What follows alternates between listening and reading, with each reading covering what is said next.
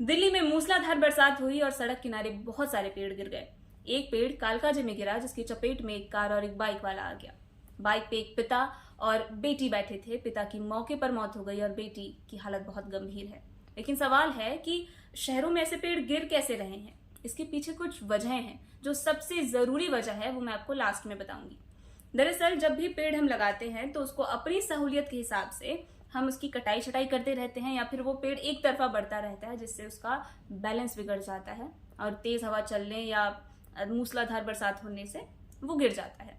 दूसरी वजह है, जब कोई पेड़ हम सड़क किनारे लगाते हैं तो जब सड़क से भारी वाहन गुजरते हैं तो वो पेड़ की जड़ें कांप जाती हैं और जिसकी वजह से वो पूरा पेड़ कमजोर हो जाता है। एक और वजह है कि जब पेड़ के पास से सीवर लाइन गुजरता है तो सीवर के पानी से पेड़ की जड़ें सड़ने लगती है, वो अंदर ही अंदर खोखली होती जाती हैं।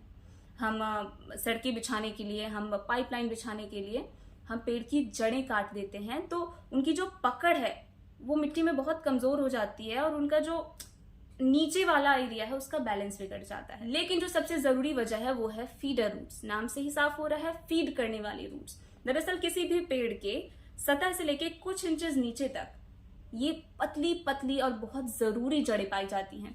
ये पेड़ की सतह से ऑक्सीजन, न्यूट्रिएंट्स और नमी सोखने का काम करती हैं, जिसकी वजह से पेड़ जीवित रहते हैं। लेकिन जब हम पेड़ के आसपास कंक्रीट बिछा देते हैं, हम टाइल्स बिछा देते हैं, हम सीमेंट लगा देते हैं, तो फीडर रूट्स दम घुटने से मर जाती हैं, जिसकी वजह से पेड़ भले ही बाहर से हरा भरा दिखाई दे लेकिन वो अंदर ही अंदर कमजोर और खोखला होता जाता है। और अगर तेज हवा चली या फिर कुछ जमीन बहुत ज्यादा हिल गई या मूसलाधार बरसात हो गई तो ये पेड़ गिर जाता है। इसीलिए कुछ गाइडलाइंस बनी हैं जो जरूरी हैं कि जब भी हम कोई पेड़ लगाते हैं तो उसके आसपास कम से कम 3 फीट तक का ऐसा खाली एरिया छोड़े जिसमें सिर्फ मिट्टी हो। वहां पे कोई कंक्रीट ना बिछाएं, वहां पे कोई सीमेंट ना लगाएं, टाइल्स ना लगाएं, ताकि फीडर रूट्स मरे नहीं।